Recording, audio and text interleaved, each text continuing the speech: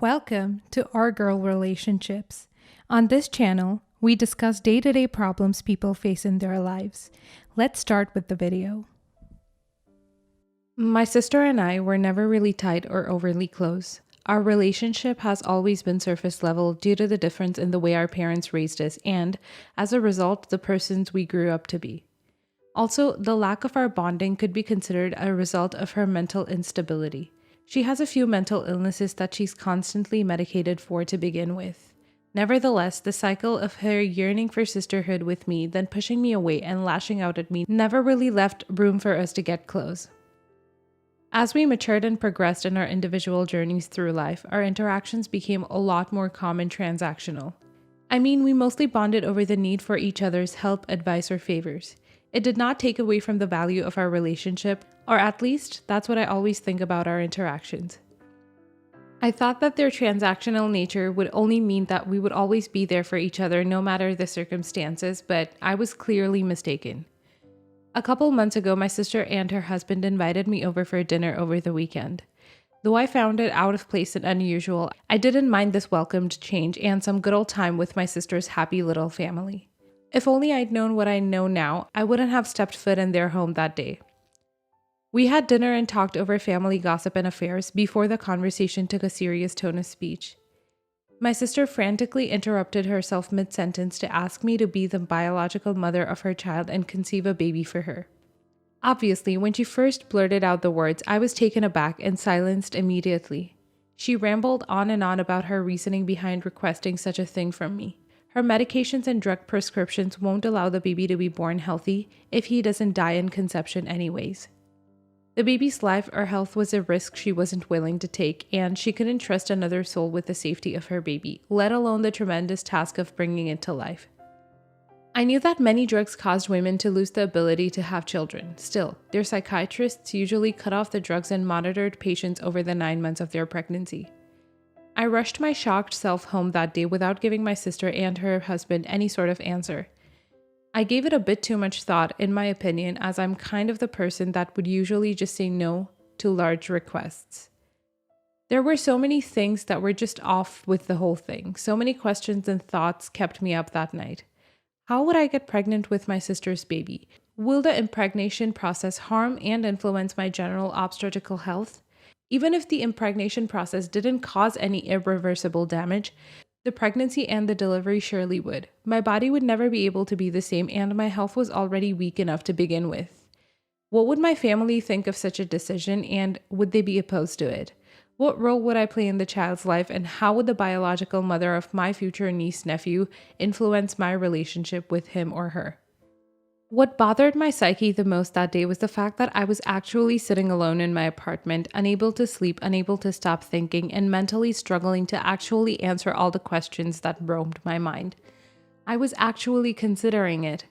I went to work the following day, and by the end of it, I realized that the matter was taking up too much of my thinking space, and I needed to get my answer with a definitive answer. I visited her once again the following day and informed her and her husband that there was no way I would be able to conceive the child. I expressed my concerns about my and the future child's relationship. I was certainly incapable of taking in such a great responsibility, and the whole thing just didn't sit right with me. I talked to my mother the following day as she had spoken to my sister and been informed of the situation. Luckily, my mother and I have the same mentality and thought process. Only my mother seemed to disapprove of my decision. She tried talking me into it by resolving all the concerns I expressed and coming up with a counter-argument to each of my questions, and I realized that I was slowly slipping into the fantasy of making someone else's life, my own sister's, complete. I was bringing in a new person into the world, and I'm to make sure he or she would have the best aunt in the history of mankind, not biological mother or birth giver, but the aunt whose only role was limited to being cool and leading the offspring away from crimes while keeping life fun and risky.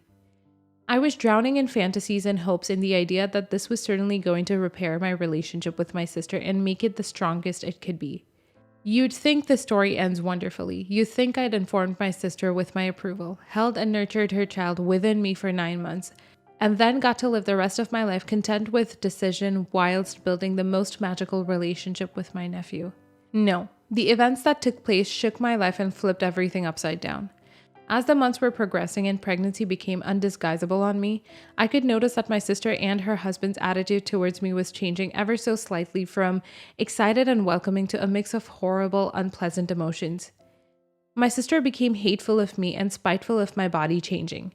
She was constantly commenting on the way I was growing and made sure to insult me in front of her husband each and every single time we were in the same room.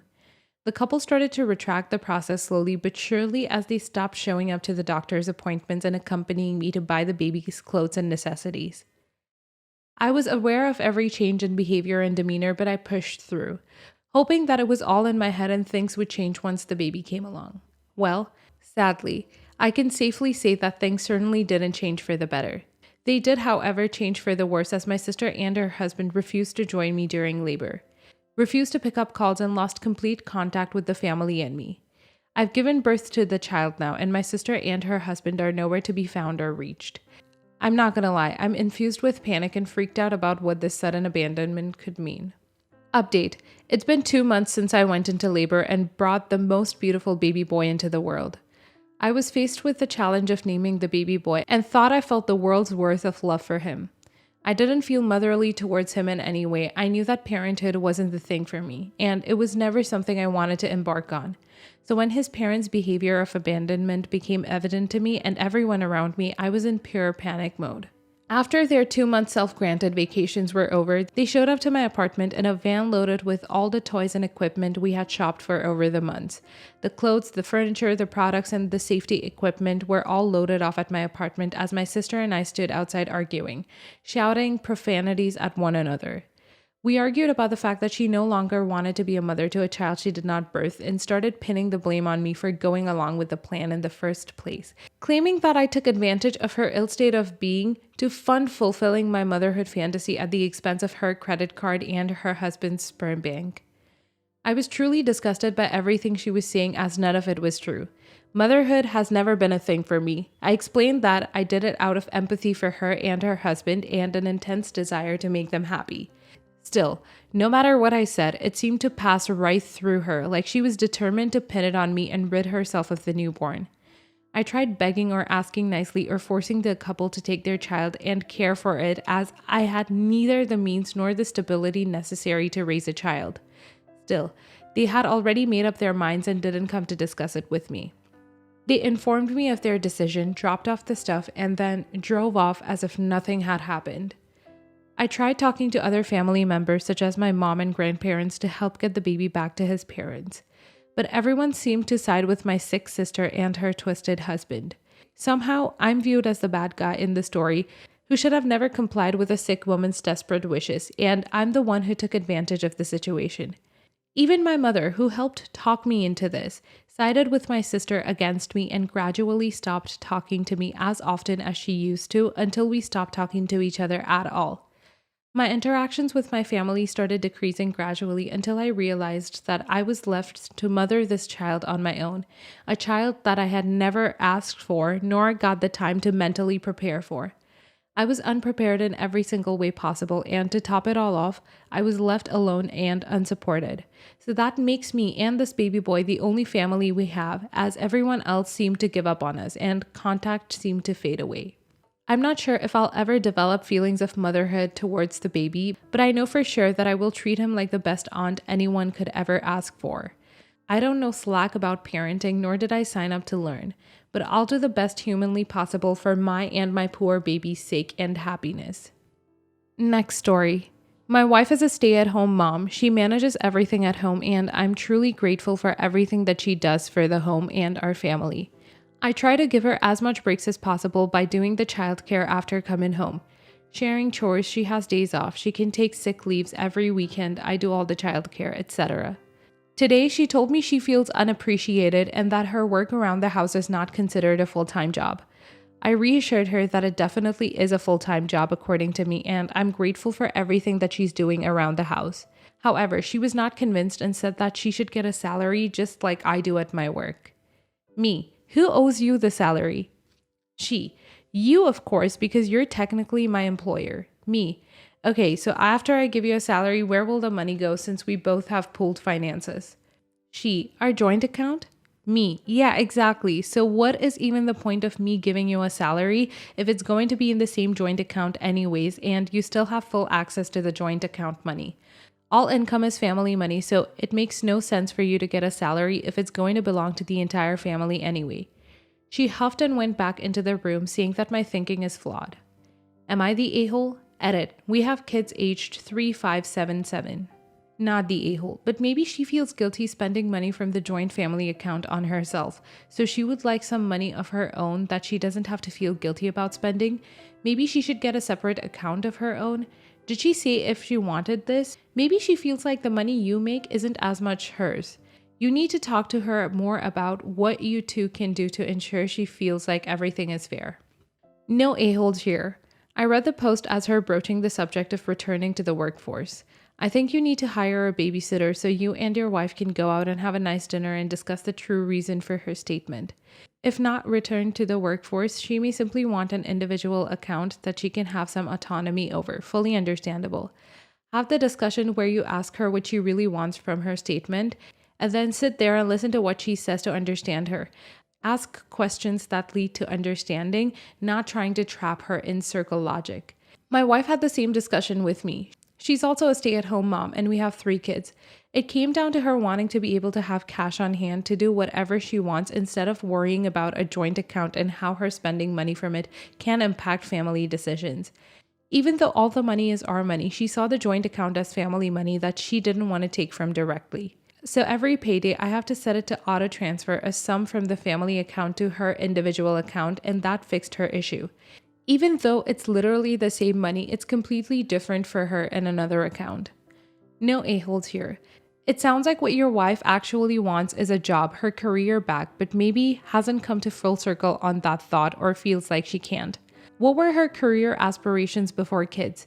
If being an equal financial contributor is important to her life, I know there are a lot of ways to contribute to family, but I very specifically mean financial contribution here. I can see why this would be important to her, even if it doesn't make sense on the outset.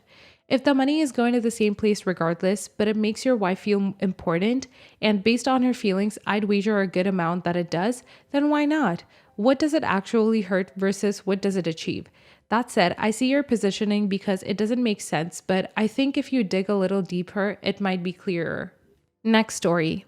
I, male 34, have a 17-year-old daughter from my first relationship. Her mom and I haven't been together since our daughter was born, but are still good friends and have co-parented well. I've always had my daughter twice a week and every other weekend.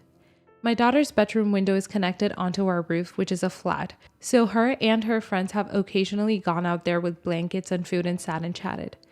It's not particularly high up, so it wasn't hugely unsafe, but I always urge her not to do it. The window is about 2 feet above the roof, so it's hard getting back in if you're short or by yourself. On Saturday, I was out when I got a call from my daughter telling me she got stuck on the roof and I needed to come home immediately to come and help her. I told her that I'd be home soon, but she'd gotten out there herself when I've told her a million times not to, so she can figure out how to get back in herself. I got back 2 hours later and my daughter had called her mom, who was absolutely furious. We live in Saskatchewan, so it was cold, but our daughter was fine, and I told her mom that if our daughter had listened to me about not going out there, it wouldn't have happened.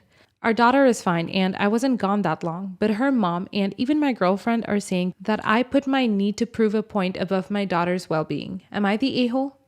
Edit. The window is probably closer to around 4 feet from the roof. Typed this out quickly and didn't think it would matter hugely to the post. My daughter is 5 feet and can't get back in the window without standing on something. LOL. I'm sorry, I'm laughing at the expense of your daughter. When I was 16, I used to do the same thing at my parents' house. They always told me to stop. So I got stuck and they were home. Instead of helping me right away, they went outside and took pictures of me stuck on the roof. There is still a framed photo of me on the roof that my mom has on her desk. Lol. And not the a-hole. She wasn't in any danger. You came home and helped her. If she was in danger, she could have called friends, neighbor, and or the fire department. Presumably, you explained the reasons why you didn't want her to go out there by herself. It's a perfectly reasonable request to ask her not to go out there by herself. Many parents wouldn't let their child out on a roof at all. Your daughter chose to disregard that very reasonable rule and suffered the consequences. I don't agree with the comment saying that you risked your daughter's well-being to prove a point. Your daughter clearly had access to a phone and was capable of calling both yourself and her mother. If she was in any real danger, then she or her mother could have called the emergency services. But it seems like all she had was a little discomfort that will make for a good lesson to be more careful in the future, not the a-hole. We've had many conversations about it, and she's promised many times not to go out there alone. I also have no idea why she'd even want to, considering the Wi-Fi signal doesn't pick up out there. Next story. Will I be the a-hole if I told my stepsister she is no longer allowed to be left alone with my daughter? My stepsister was thrilled when she found out I was having a baby, and when my daughter was born, she was in love with her, always wanting to be around her, take care of her, hold her. All of which I don't mind to start off with because that is any normal person's reaction, and we're both so close. When my daughter was around 9 months, I was letting my stepsister look after her while I worked, shopped, and just did the little things I would do before I gave birth. I fully trusted her until I returned to find out she wasn't home, yet my daughter was. I was shocked to say the least, and when my stepsister came home, I lashed out. She'd been gone for half an hour, and luckily my daughter was left unharmed, but she could crawl now, and plug sockets were left turned on. Chairs weren't tucked under, and she could have gotten hurt in any way. I'm thinking about telling my sister she can't take off my daughter at her house alone anymore. Is this the right choice? Edit. My sister is 24. Holy cow. Not the a-hole, but let me be crystal clear. You would be a huge a-hole if you didn't absolutely prohibit your stepsister from being alone with your daughter. Do you know how easy it is for an unsupervised baby to get hurt or killed in a matter of seconds? You need to protect your daughter, and your stepsister leaving the house while the baby is alone is completely unacceptable. I'm concerned that this is even a question in your mind. Not the a-hole. You don't say how old the stepsister is, but in most jurisdictions, abandoning a child is actually a crime. Even if it was somehow legal where you are, it is completely unsafe and demonstrates very poor judgment and should not be tolerated. I suggest you make sure there is a second trusted adult present, or she can't sit with your child. Not the a-hole. Your stepsister should not be allowed any unsupervised time with your daughter, period.